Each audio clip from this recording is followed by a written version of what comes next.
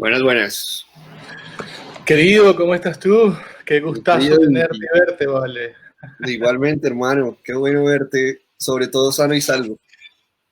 Gracias, te lo agradezco muchísimo. No estuvo fácil la vuelta a Caracas. No lo dudo. No, es muy complicado. Pero bueno, hablemos de cosas más interesantes. De Primero acuerdo. que nada, antes que arranquemos a conversar, quiero darle una gran felicitación a Alejandro, por hacer esto posible con Stereo Love y Stereo Love Radio. De verdad, una belleza lo que está haciendo y este logro de reunir un grupo de gente tan interesante por acá. De verdad que tremendo trabajo, Ale, te felicito. A ti, a Ura, tremendo proyecto. Mi nombre es Inti Soto, trabajo en Two Beers, que es una pequeña boutique creativa llevada hacia la música y manejar todas las actividades, digamos, de BTL y de marca destinadas a la música, y una división de entretenimiento y booker. Y estoy con el gran César Gómez, que es el A&R de Codiscos. Es una de las personas con la que disfruté hace 10 años de un concierto de White Boa Live y entendí lo maravilloso de sus oídos. De verdad te lo agradezco. Muy lindo ese día, muy buen show, tremendo show. Me acuerdo que la discusión en ese momento era la secuencia de White Boa Live y tú humildemente me dijiste, tengo 2 temas, tratando de encontrarla y no existe ninguna secuencia, es puro trabajo de músico y de ingeniero de sonido. Tal cual, qué belleza de show el que disfrutamos. Sí, maravilloso. Pues, muchas gracias, Cinti. Me gustó compartir contigo acá. También me uno al saludo de felicitación a Ale y a Stereo Love por esta primera versión de Ura, que estoy seguro que no va a ser la última, será la primera, pero no la última. Como le decíamos a Ale ahí en el backstage, ojalá no virtual, sino presencial dentro de muy poco, para que podamos... Se tiene que dar presencial. Así es. Mira, querido, estamos acá para conversar un ratico de tu trabajo. Quisiera que nos hablaras un poco de Codiscos, que es una compañía con una historia muy grande en Colombia. Así que bueno, relátanos un poco qué es Codiscos desde tu vista interna. Vamos a ir conversando a ver un poco. Bueno, pues Codiscos es un sello nacido en Medellín hace ya 70 años. Este año cumple 70 años de haber sido fundado. Así que te imaginarás, ha pasado por las duras y las maduras de este negocio.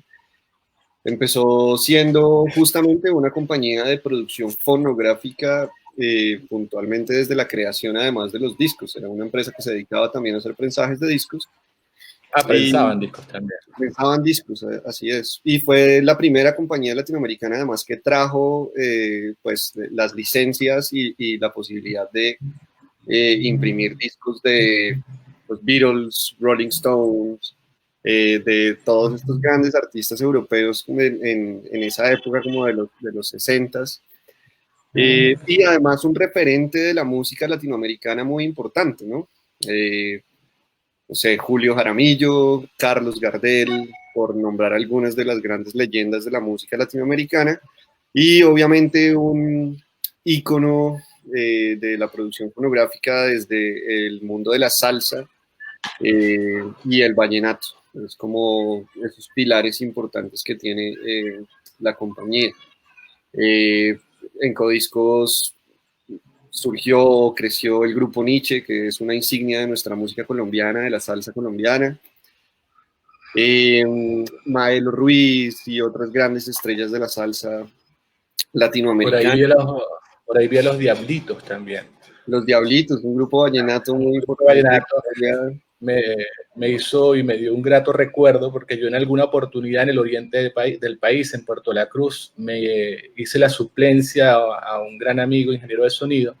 Ajá. Y fui a hacer a trabajar, y cuando llegué allá me encontré con que me iba a hacer front of house de los Diablitos y no tenía ni la más mínima idea en mi vida. Era la primera vez que escuchaba vallenato y me tocó, de hecho tuvimos como 3 o 4 días de gira con ellos por ahí. Muy interesante eso. Me hizo mucho clic cuando lo vi. Yo, wow, mira esto. Sí, para que sigan contando. Los Diablitos también. Entonces, Pues Codiscos además pues se adentró ya hace, pues en su época más reciente en el mundo de la música urbana, fue el sello que le abrió las puertas a Nicky Jam, digamos después de su momento difícil, y fue el sello que lo apoyó para explotar su carrera más reciente. Y es un sello que se ha dedicado justamente al desarrollo artístico. Tenemos de alguna manera como eh, la medalla de ser como el sello que incuba grandes talentos para que vengan los majors y se los lleven. Entonces, tratamos de conservarlos. Me di cuenta leyendo la historia de la cantidad de artistas emergentes con los que han trabajado y están ahí. Muchísimo, o sea, muchísimo. Sí, muy grande. Y es una premisa de la compañía hacer desarrollo artístico, acompañar los proyectos y poder llevarlos, o sea, ojalá siempre con nosotros de la mano, pero hasta donde se puedan, siempre crecer con ellos. También una cosa súper interesante que me pareció de Codisco es que han ido subiendo el camino del recorrido tecnológico sin mucho problema. O sea, se han ido adaptando a todas las partes de la industria musical, por así decirlo, en el pasar de los años. Porque una compañía a lo mejor de tantos años, con tanta tradición, hubiese sido a lo mejor más difícil poderlo doblar hacia el tema digital o hacia las nuevas tecnologías. Y veo que Codiscos totalmente tranquilo lo ha hecho pasar. De hecho, ha sido pionero en muchas cosas, ¿no? Sí, en muchas. De hecho, justamente como en ese momento de la crisis importante de la industria fonográfica a partir del 2000 y el 2001,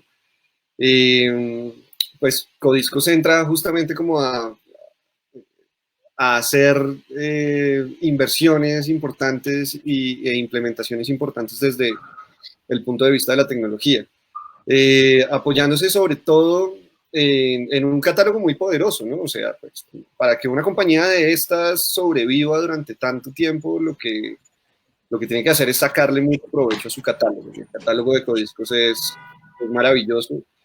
Y eso le permitió justamente como entrar a innovar y a acomodarse a la era digital, sobre todo desde la parte de YouTube. Es algo que se volvió como uno de los focos fuertísimos de la compañía para poder generarle una buena fuente de recaudo a ese catálogo. Y más adelante se han ido implementando y se seguirán implementando seguramente una serie de secciones dentro de la compañía que van a permitir que se amplíe además como su portafolio, pues obviamente artístico, pero también como de servicios para esos artistas. Ahora mismo está planteado y en desarrollo una unidad de producción audiovisual de muy alta calidad. Desde hace varios años ya viene trabajando una unidad de desarrollo de aplicaciones y de diseños que se llama Panther, que es como nuestro brazo tecnológico de la compañía. Por supuesto, tenemos una editora que ha venido trabajando de la mano con la parte fonográfica desde hace muchos años, pero la editora también quiere empezar a competir con los grandes también para poder atraer talento de compositores y productores como de esta nueva realidad del negocio. Y más adelante seguramente... Es una compañía vanguardista, con todos sus 70 años, súper vanguardista. Pero muchísimo. Pero muchísimo, me estoy dando cuenta de eso. O sea, entre lo que leí y lo que vienes contando, wow, o sea, no se van a quedar en el aparato ni atrás, o sea, no, para nada. No, y de hecho, claro, entre lo vanguardista y toda la, digamos, la memorabilia que puede generar un sello como este, eso también hace parte como de encontrar y ofrecerle a muchas personas, por ejemplo, toda la parte de los vinilos. O sea, Codiscos, por supuesto, puede generar y puede imprimir una cantidad, ya no aquí in-house, pero pues se contrata afuera la impresión de vinilos, que sabes que es un mercado en crecimiento desde hace unos años. No es gigante, pero es importante. Va a serlo. Va a seguir siendo... Es sumamente importante. Por allá atrás, si logras ver, hay un par de tocadiscos. Mira. De hace rato que están ahí. Sí. Eso es algo que, o sea, va a surgir de una manera gigante. O sea, yo creo que, de hecho, podría decirse que, no sé si tú lo has visto, creo que hay una gente por ahí con el tema de los cassettes también. Están Sí, como también sí, tratando de darle un golpe al tema de volver a integrar los cassettes, cosa muy interesante. sí, sí, sí, total. Pues lo he visto mucho, sobre todo como en estos segmentos como de lo-fi indie, de sí, pues sobre todo pues muy bogotano, muy de Medellín también. Y creo que ese tipo de artículos y ese tipo de ítems que los pueda generar pues una compañía a partir de su catálogo y el licenciamiento directo de su catálogo sin tener que ponerse a pedirle permiso a nadie, pues es muy poderoso. Eso pues genera todavía una recordación más importante. Y hay Un algo muy win-win bonito. total. Sí, y es que pues es muy familiar, ¿sabes? Es una compañía desde que yo llegué, que fue no, hace no mucho. Eh, es una compañía que es muy familiar, que cuida mucho y respeta mucho a sus empleados y eso se transmite muchísimo como pues en el trato con sus artistas, en la forma en la que se trabaja con las personas pues, que apoyan muchas funciones alrededor. Entonces, yo creo que eso también es clave de esa conservación en el tiempo. O sea, que no sea una cuestión en donde los socios quieren coger 2 pesos y llevárselos, sino que el dinero sigue entrando a la compañía y se mantiene aquí adentro y eso le permite tener la gasolina para seguir funcionando por mucho más tiempo seguramente. Súper interesante. ¿Cómo ven el futuro, el streaming? ¿Cómo lo están llevando de la mano el tema del streaming de alta calidad, la compresión y ese tipo de cosas ustedes en Codisco? ¿Cómo han participado? ¿Cómo lo ven? ¿Qué les parece eso? Se te cortó el momento en el que hiciste la pregunta, Inti. ¿Puedes repetirla, por favor? Discúlpame. Tranquilo. Hay que pedirle espacio al internet venezolano que no nos ayuda. ¿Cómo ven ustedes el tema del streaming, que es el momento en el que ya estamos llegando, donde ya las compañías de disco tienen que estar en el streaming? Aparte de eso, tienen que estar sacando música todas las semanas, ya no es un disco cada 3 años, hay un gran cambio. Esta pandemia nos ha también reestructurado de alguna forma mucho el negocio. ¿Cómo lo ven ustedes? ¿Cómo ven esta incorporación del streaming en el mundo de la música?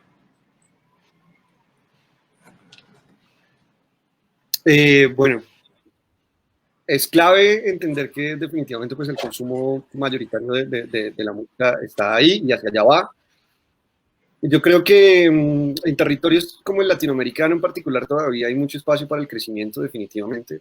Eh, el consumo de música en streaming en países como México, Chile, Perú, Argentina, está disparadísimo, quizás no tanto en Colombia, paradójicamente, en donde creo que producimos más Wow. música que consumimos. Eh, pero pues hacia allá va, ¿no? Y obviamente nuestra visión es llevarlo hacia propulsarlo más en el posicionamiento en el streaming. Es muy difícil. Yo de hecho soy uno de los... de las personas que considera que pues, definitivamente la recurrencia y la frecuencia con la que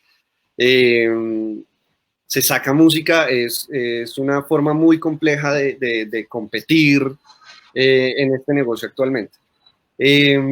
Entonces creo que tiene también que ver mucho con la capacidad de, no solo del equipo, de la compañía, de los artistas con los que trabajamos, sino pues obviamente de el artista mismo y su equipo de trabajo. O sea, de poder llevar tráfico a esta Okay. plataforma es algo que el artista debe hacer desde la fidelización de sus audiencias. La Eh, generación de contenido que llamamos.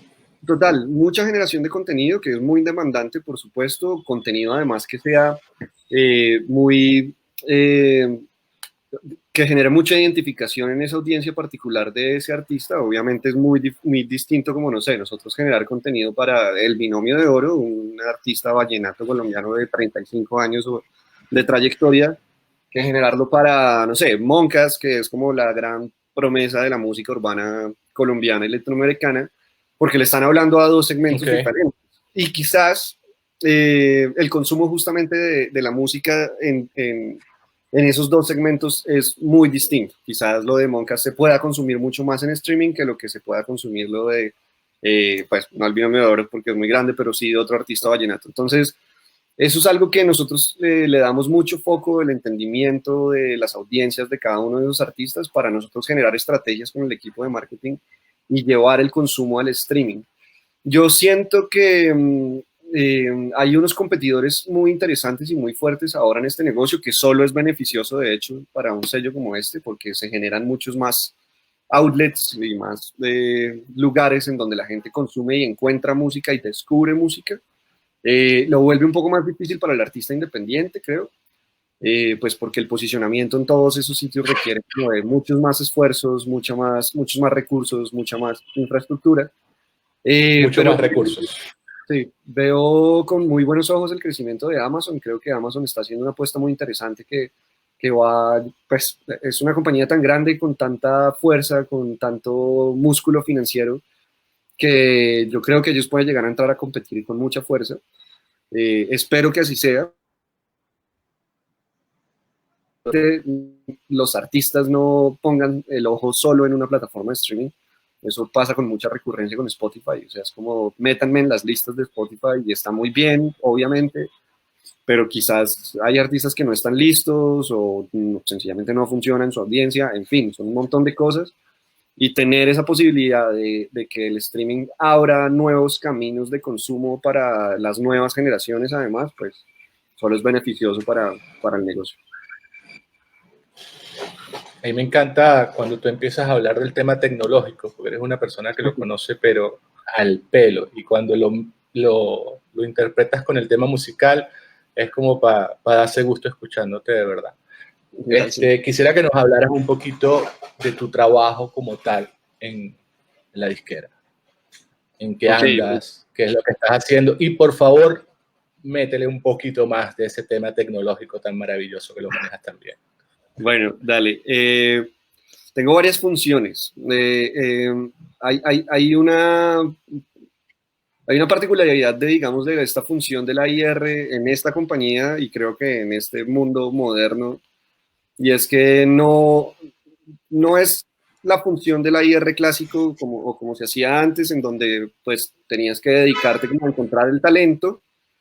Y una vez encontrabas ese talento, tratabas de encontrarle las canciones que mejor funcionaban y bueno, esto era como en esa función clásica. Este también es una posición en donde uno tiene que estar muy pendiente, uno, del relacionamiento obviamente con el artista y con su equipo. Eso es como, es la parte fundamental de esta función de la IR, pues porque eres el vínculo entre el sello y su equipo y el artista. Entonces pues te tienes que asegurar que el artista esté cómodo en el sello. Si tiene alguna necesidad puntual respecto al tema de la música, es importante poder suplirla.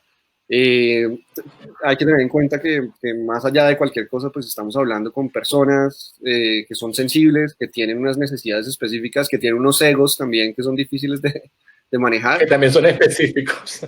Exactamente. Entonces es súper clave poder darle un manejo muy, muy cuidadoso a eso. Y por supuesto desde la parte, digamos, del descubrimiento de nuevo talento o de nueva música o de productores, canciones, ¿sabes? En este negocio actualmente puedes tener muchas personas involucradas en una misma canción, en un mismo proyecto, y eso pues enriquece muchísimo como el alcance que pueda llegar a tener. Obviamente la tecnología juega un papel fundamental ahí, ¿no? Nos apoyamos muchísimo en herramientas de data que nos sirven para entrar a explorar los comportamientos ya en el mercado de ciertas canciones y de cómo funcionan, pues, o cómo podrían llegar a funcionar para ciertos artistas. Ahí... O sea, están haciendo mediciones constantes, por así decirlo. Todo el tiempo. Yo paso algo del tiempo o al menos un rato a la semana entrando a Chartmetric, por ejemplo, y escucho la que se ha publicado y entiendo el proyecto artístico y digo, esto podría ser interesante, sobre todo no solo por el hecho de traer ese talento a la compañía, como decir como, quiero firmarlos como mis artistas exclusivos, sino las colaboraciones que se pueden generar. Este es un trabajo importante de la IR también, ¿no? Empezar a generar vínculos entre o con otros artistas, otros productores, otros músicos alrededor de un mismo artista, de una canción, en fin. Entonces, esa es una función interesante y chévere, y la tecnología pues juega una parte importantísima ahí. Y obviamente la proyección, o sea, si bien yo lo trato de ver mucho desde el punto de vista musical, por la naturaleza, digamos, de mi profesión, o sea, yo lo veo desde si suena, si tiene música, si tiene carne realmente en el sonido, eso es fundamental, pero también hay que verlo desde el lado desde el punto de vista del negocio. Puede ser muy bueno, puede tener como unas características musicales, pero quizás es un artista que no tiene una imagen como muy bien definida, que es algo que se puede trabajar definitivamente, pero el concepto y la marca puede estar como muy difuso todavía. En fin, hay otras características que hacen pues, que se haga atractivo ese artista o ese proyecto o esa canción para un sello. Entonces, ahí es donde se pasa el tiempo, la mayor cantidad de tiempo pues, en la función de la IR. De la IR. Bastante interesante. Ya no es tan de punching ball, sino ya es un apoyo y una persona que va de la mano con el artista dentro de la disquera. Total. Pues claro, es darle ese soporte a su proyecto, hacerlo sentir en su casa. Y bueno, ahora que mencionabas el tema de la tecnología, pues es súper importante uno también tratar como de propulsar el consumo de la música en tantas partes como se pueda. Entonces, por ejemplo, ahora pues entré a plantear el desarrollo artístico de uno de nuestros artistas, un chico que está, digamos,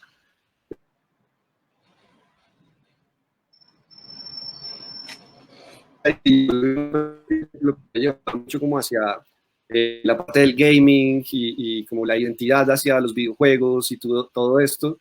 Entonces, pues estamos proponiendo como hacer un camino por ahí también, porque pues el mundo de los videojuegos es quizás 5 o 6 veces más grande que el de la música, y ahí hay muchísimo público, hay mucha audiencia. Con todo esto de y la hay pandemia, mucho dinero, me cuenta de que mucho los dinero. videojuegos, exacto, tienen mucho dinero y generan muchísimo consumo dentro de esas audiencias. Entonces creo que ahí, en esa intersección que se genera de los videojuegos y la música, hay un potencial gigantesco para explotar en proyectos artísticos. Es sumamente interesante el tema de los videogames. Y bueno, mi hijo es un consumidor de videojuegos. Ahorita estaba aquí en la casa y se fue porque quería ir a jugar. Pero es impresionante, hay cosas muy interesantes ahí en el tema de la música. A veces se pegan hasta más rápido los temas en los videojuegos que escuchándolos en radio o en las listas de Spotify, porque los chicos cada vez que inicia un videojuego están repitiendo la canción pack, y es como que, o sea, no hay, para cambiarla tienes que entrar en una configuración, hacer una serie de cosas que a veces les va de cualquier cosa, pero no lo hacen, sí. La alimentación de la repetición, que es una cosa muy profunda, hace que los temas se peguen, que es sumamente importante, claro, la plataforma. Eso genera un montón de consumo. De hecho, si haces el ejercicio como de llegar no sé si lo has hecho, yo lo hago con recurrencia. YouTube, y esos comentarios, muchos de los comentarios pero llegué acá por, no sé, Grand Theft Auto o el videojuego que sea.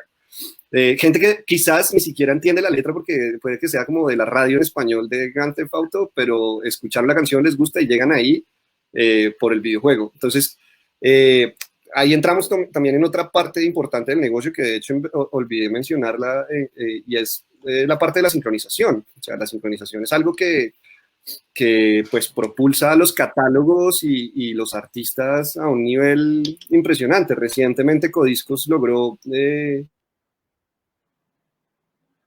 Me fui yo, se fue César, no lo sé. Vamos a ver si logra conectarse nuevamente. Creo que por alguna razón se desconectó. Ale, ¿estás por aquí? Ale, no tengo audio, no te escucho.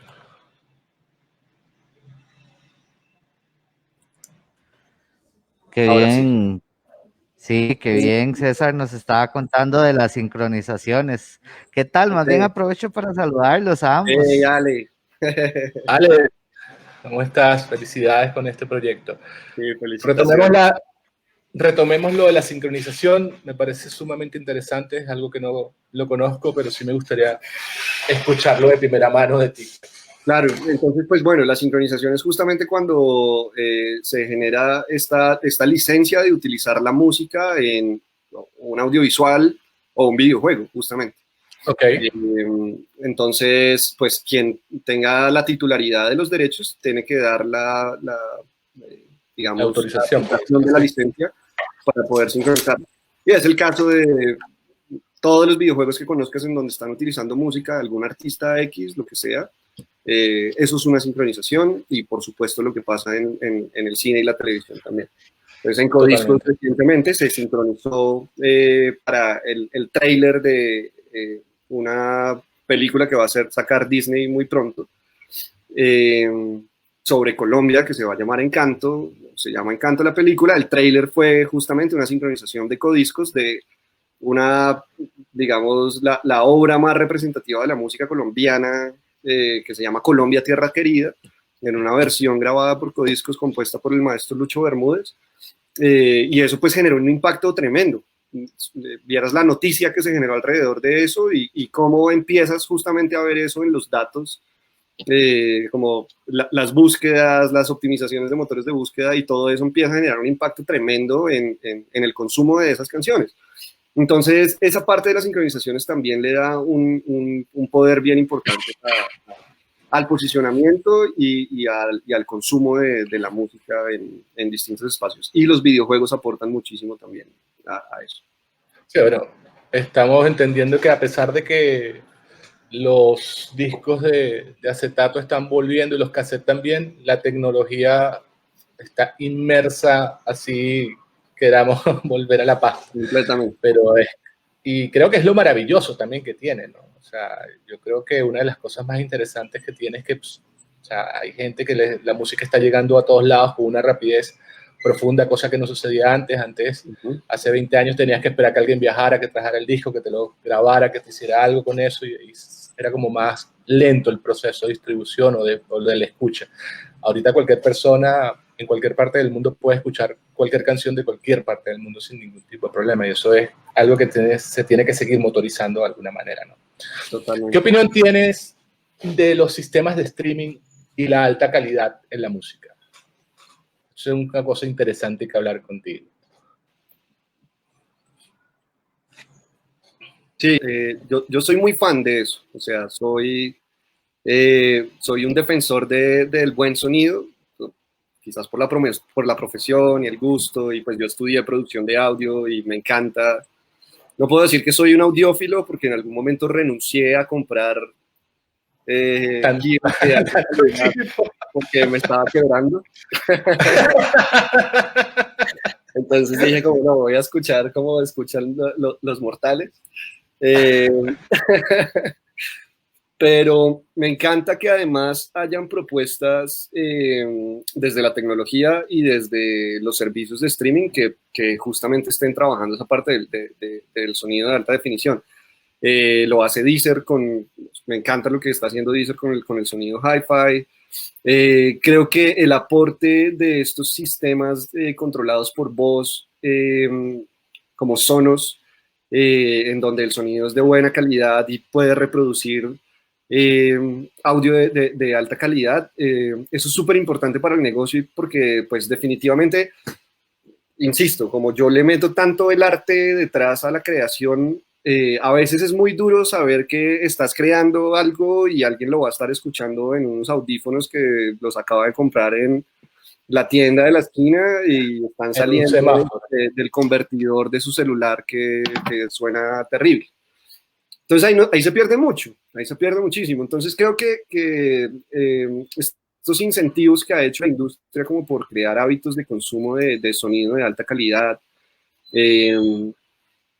creo que lo que te digo, Deezer sé que lo está haciendo con mucha fuerza. Obviamente Tidal lo viene haciendo como su apuesta de valor desde el principio. Bien interesante Tidal, lo estuve usando un rato en la prueba gratis y... Es muy interesante. Pero voy a sí, lo mismo.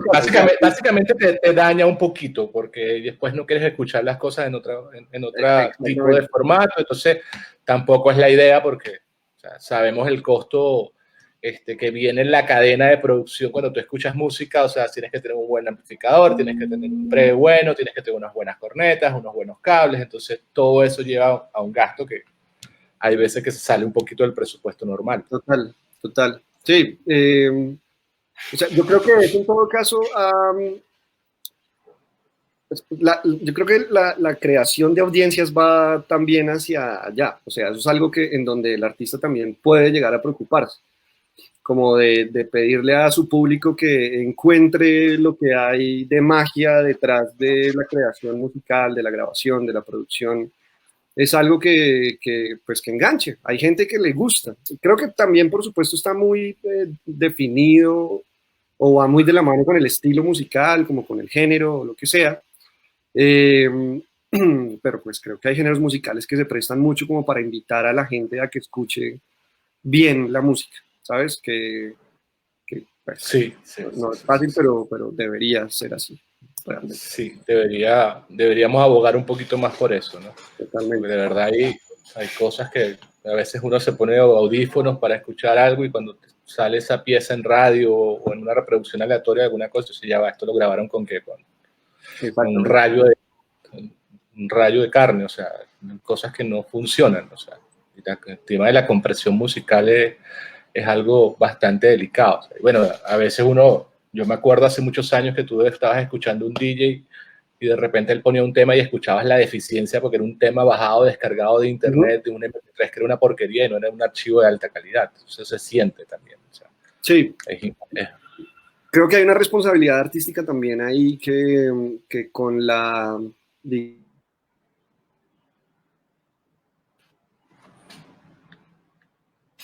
después me lo vayan a reclamar, pero con esta sobreoferta y esta sobreproducción de música, hay algo importantísimo ahí y es como esa responsabilidad artística de decir como yo quiero hacer música que suene bien. Mucha gente, en muchos estilos, no alguno en particular, pero muchos estilos, han obviado muchas cosas de la producción musical.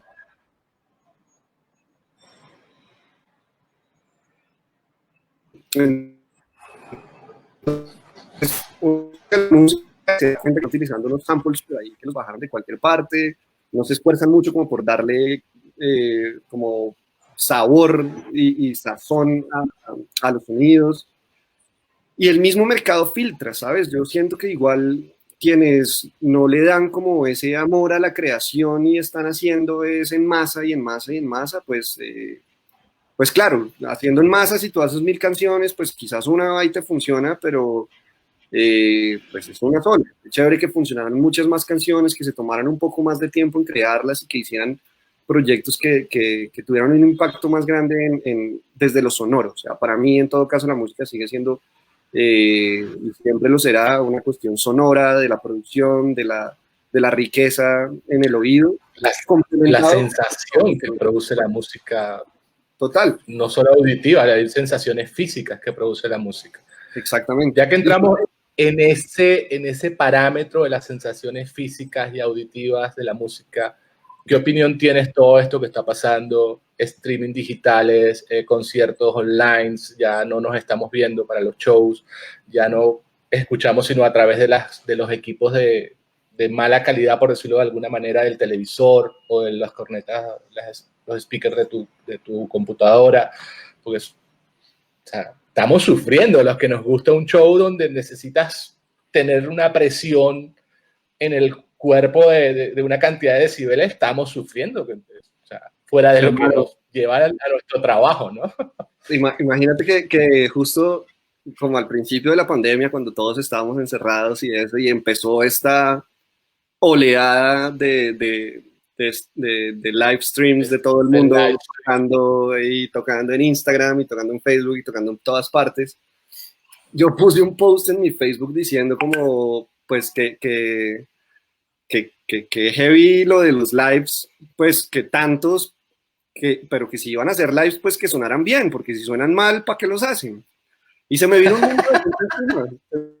mundo encima diciéndome que pues que es que eso era lo que había que estamos en la pandemia y todo eso, y yo entiendo, o sea, mi crítica no va a que no lo hagan, porque me parece que es clave, y eso obviamente yo creo que yo lo veía como una respuesta a mantener la vigencia y la actividad de los proyectos artísticos, absolutamente válido, es algo que era necesario y que sigue siendo necesario. Me parece que eso es una práctica que un artista debería conservar, quizás con menos recurrencia y siéndolo como muy preciso a la hora de hacerlo.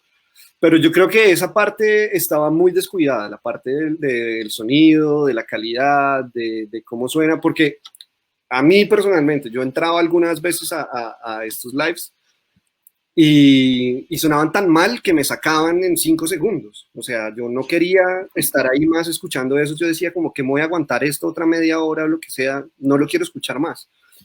Entonces, yo creo que eso es algo, o sea, le veo 2 puntos importantes a esto. Creo que hay algo muy positivo y es en que obligó a los músicos también a encontrar nuevas salidas a su música para encontrar nuevas audiencias y que el descubrimiento musical se potenciara, algo que antes no estaban haciendo porque no sé por qué, pero pues estaban encerrados en ciertos canales de comunicación para sus audiencias y no los estaban... Sí, habían como una vía principal para hacer el trabajo y para poder llegar, y la pandemia básicamente cerró la vía principal y empezaron a tomar calles alternas. Exactamente, y esa era la única. Entonces, o pues era música grabada o era música grabada, o pues música en vivo hecha a través de streaming, no había ninguna otra posibilidad. Y pues por el otro lado también, pues lo que te decía, creo que la parte de la calidad y la propuesta sonora muchas veces deja mal parado también al proyecto. Como otros que vi durante este año, por ejemplo, la producción que hicieron en el Petronio Álvarez para la presentación del festival que, pues para quienes no lo conocen, eso es un festival de música del Pacífico colombiano tradicional, importantísimo, y cuando hacen el festival meten 80.000 personas durante 5 días en un parque en Cali, y la producción que hicieron este año para eso fue impecable, el sonido impecable. Nunca ningún show en vivo que yo había visto por streaming había sonado tan bien. O sea, sonó realmente bien. Qué bien. Contrario a otros shows que venían haciendo antes que los, pues, de años, que los transmitían también, y yo decía como, no, el sonido de esto, no sé quién lo está mezclando, quién está trabajando con esto, y eso como que despega mucho también, como... entonces, se puede hacer, ¿me entiendes? Sé que, digamos, las Sí, no, obviamente sí se puede hacer, porque en algún momento se hacía televisión en vivo, con bandas en vivo, y no sonaba absurdamente mal, sonaban bien. O sea, y también eso, estamos hablando de hace 20 años, que la tecnología era a nivel de audio, a nivel de una cantidad de cosas, era totalmente diferente a lo que hay en equipos ahorita, que puedes hacer cosas maravillosas. O sea, a veces también no quisiera criticar, porque me parece que a veces es un poco de flojera, porque no es una cuestión de, ya va, siéntense un segundo enfrente de algo, mezclen para una televisión, mezclen para una computadora, no estás mezclando para la sala donde estás haciendo esto. O sea, eso es un poquito también de lógica. A veces, no sé, o sea, a veces creo que las bandas se desesperan demasiado por tener que hacer lo que los demás están haciendo y no piensan un poco y se paran en el momento que ya va, vamos a hacer esto de esta manera, para que esto sea algo que de verdad funcione, ¿no? ¿Cómo lo ves? ¿Cómo ves que después de estos años, porque ya no queda nada de lo que queda de este año, como lo llaman los queridos amigos de Desorden Público, el año que nunca fue, es una banda venezolana de ska, es conocerla, o sea, que ellos dicen que es el año que nunca fue, el 2020. Así es. ¿Qué va a pasar? ¿Qué crees que va a suceder con la música? ¿Vamos a volver a los shows? ¿No vamos a volver a los shows? ¿Vamos a volver a la música en vivo? Yo he ido a un par de autoconciertos de los que se hicieron en Bogotá, ninguno me llamó la atención, me pareció terrible tener que escuchar todo el trabajo de todo un equipo de producción a través de una radio. O sea, no lo pude, mi cabeza no le dio mucho a eso. Y los otros shows que fueron cosas en vivo, tampoco lo entiendo. O sea, a mí me confunde mucho eso de estar al lado de un carro, 4 personas y no puedo cumplir con los demás. O sea, eso me enloquece un poco. Quisiera ver cuál es tu parámetro, qué dices tú, mira, las cosas. Puede ser que pase esto, puede ser que pase aquello. tenemos que volver yo de alguna manera otra vez a los shows en vivo, o sea, estamos perdiendo la esencia de la música. O sea. Total. O sea, eso tiene que suceder, tenemos que volver a los conciertos, eso no puede ser como, o sea, no puede ni siquiera pensarse si de pronto o no, hay que hacerlo, o sea, es necesario que vuelvan los conciertos. Los conciertos tienen una particularidad importantísima y por eso esos autoconciertos no funcionan, y es que pues la energía que se siente tú compartir con personas que están vibrando en la misma frecuencia en la que tú estás vibrando físicamente, eso es algo que Ojo, que no es algo espiritual, es algo físico que sucede cuando tú escuchas música. O sea, cuidado con eso. No es algo esotérico que, ay no, este par de locos, no, esto sucede. Sí. Tú puedes cerrar los ojos e irte para otra parte, y eso es algo como súper personal, pero la cuestión de estar rodeado de personas escuchando lo mismo que te gusta, eso es una sensación indescriptible, y eso es lo que hace que los seres humanos nos conectemos con la música. Y para mí es fundamental, porque el desarrollo artístico y el desarrollo de audiencias para cualquier artista de cualquier género, de cualquier cosa que hagan, está en el escenario, no está en el streaming y no está en los streams en video, o los grabados o pregrabados o lo que sea. Un artista se consolida, se ratifica en el escenario, no vendiendo streams. La conexión con el público es importantísimo, digan lo que digan. O sea, la reacción, tú puedes medir la reacción. Lo que forma eso artísticamente es brutal, porque pues te puede ir mal por algún motivo técnico o, no sé, humano, lo que sea que pasó ese día, y el artista al siguiente show dice esto no puede volver a pasar y se concentra para que eso no suceda, y eso es como forma, o sea, y lo notas en artistas que han estado montados en escenarios por mucho tiempo. Pero por eso es que uno va a ver 20 conciertos en una misma banda, no todos son iguales. Exactamente. E insisto con el tema como de los estilos y de los géneros, es transversal a la música, o sea, no tiene que ver con el hecho las bandas de rock hacen mejor shows que las bandas, nada, o sea, yo he visto conciertos de, no sé, Marc Anthony, Roger Waters, Maluma y, no sé, Ozuna y un montón de artistas de distintos. A ti no te puede gustar Maluma, pero tú vas a un show de Maluma en un estadio y si no reaccionas a esa vaina, estás muerto. Sí, ¿qué pasa con ese proyecto? ¿Se me cortó? Exactamente. Sí. Estabas cojeando ahí. Sí, que te digo que uno no puede, por más que a mí, por ejemplo, yo no soy fanático de Maluma, pero si tú vas a un show de Maluma y no reaccionas con la música y con lo que está pasando, estás muerto. O sea, no te puede no gustar el género, pero tienes que reaccionar. No, o sea, yo soy cero seguidor, pero pues obviamente a mí me gusta apreciar la música, ¿me entiendes?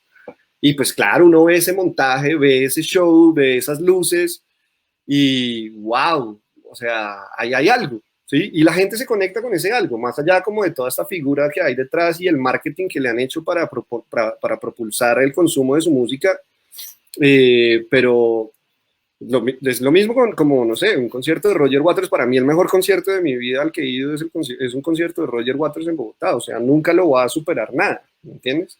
Y eso solo lo logra justamente eso de tú estar sintiendo esto mismo con un montón de gente alrededor, escuchando esta música que te parece maravillosa, que la has escuchado por años, y poder poner eso en un escenario es difícil. Y eso tiene que pasar, y eso aporta un montón al negocio. Es que definitivamente la música es algo que es demasiado básico en la vida, o sea, es como una expresión demasiado esencial del ser humano, o sea, es una relación muy particular, o sea, yo cada vez que veo una banda que digo yo, pero estos tipos están tocando, o sea, yo siempre he dicho algo que es que como que si alguien que no es de este planeta ve una banda tocando, dicen, ¿qué hace esta gente? Porque tienen unas cosas atravesadas y golpean esto y esto suena. Es muy loco. O sea, es muy loco ir a ver a alguien que hace con un instrumento que es raro, porque vamos a hablar que una guitarra, un bajo, son instrumentos raros, o sea, no es un tambor, que es lo normal, porque un elemento percutivo, pero son elementos raros, o sea, y tú quedas ahí y dices, esa vaina te llena la cabeza, te llena los pies, o sea, la música te conecta demasiado con toda tu esencia básica, o sea, yo espero que volvamos lo más pronto posible a poder disfrutar de shows en vivo, realmente. Sí, yo no sé cómo estamos de tiempo, querido Alejandro, ¿qué dices tú? Yo creo que tenemos 45 minutos exactos, si no me equivoco. Es así, tenemos 43 minutos. Una pregunta por ahí de la gente. Déjame buscarla, a ver qué dicen por acá. ¿Qué nuevo papel juega una disquera en el mundo de la música hoy? ¿Qué servicios, productos relacionados con la música son ahora parte del área de acción de las discográficas? Lo virtual, pero también lo tangible. Bueno, creo que ¿qué nuevo papel juega la disquera en el mundo de la música hoy? Wow, eso creo que fue una de las grandes partes que vinimos conversando. Obviamente, una disquera es que yo creo que esa pregunta viene porque hay mucha gente del indie que dice que las disqueras no, y al final el trabajo de la disquera sigue pesando, sigue haciendo muchísimo dentro de la industria musical. O sea, por más independiente que seas, cuando una disquera te pica el ojo, tú siempre sonríes. No vas a decir que no. Sí. A mí me parece que ese coqueteo, por supuesto, es bueno y es atractivo para el artista, o sea, puede serlo. Yo lo veo, o sea, yo obviamente antes de entrar acá trabajaba y he trabajado con muchísimos proyectos independientes de distintos tipos de música también. Y pues los proyectos artísticos padecen mucho de capacidad financiera, o sea, el tener proyectar un artista es costoso y es difícil de obtener hoy en día, o siempre lo ha sido.